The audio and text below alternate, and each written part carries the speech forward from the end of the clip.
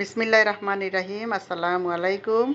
আজকে যে আমি কি বানাইতেছি সেটাই আমি নিজে জানি না, তবে দেখে নেন আমি কি বানাই। দিয়ে দিলাম ময়দা, কর্নফ্লাওয়ার, তারপরে দিয়ে দিতেছি গোলমরিচের গুঁড়া, তারপরে দিয়ে দিতেছি চিলি ফ্লেক্স, তার মানে ওই যে মরিচ বাচ্চা গুঁড়া করে দিয়ে দিছি আর কি। এখন এগুলি ভালোভাবে, আবার স্বাদ মতো লবণও দিয়ে দিছি, কিন্তু ভালোভাবে মিক্স করে নিছি। মিশাইয়া তারপরে এখানে আমি মুরগির মাংসগুলিরে আঙ্গুলের মতন করে চিকন চিকন করে কাটটা রেডি করে নিছি।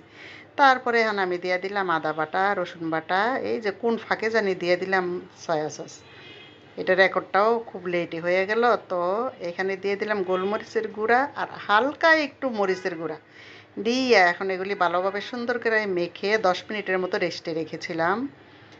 এখনে আমি এগুলি ওই যে মিক্স করা যেই ময়দা আর কর্নফ্লাওয়ার সেগুলির মধ্যে ভালোভাবে চেপে চেপে এগুলিকে কোট করে নিয়েছি।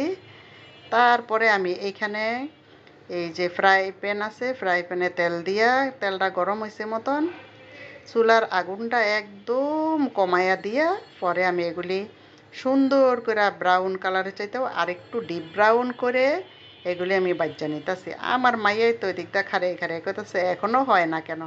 তা আমি বলতাছি এত তাড়াতাড়ি তো করা যাবে না, কারণ এটার ভিতরে তো চিকেন, তাই একটু সুন্দর করে ধীরে সুস্থে বাজতে হইব। তো আমি অফ ক্যামেরাতে, মানে আমি ক্যামেরাটা বন্ধ করে দিয়া পরে বাকিটি বাজমু, কিন্তু আপনাকে দেখানোর জন্য। এই যে দেখেন আমি এইভাবে কইরা বাচ্চা বাচ্চা লইছি।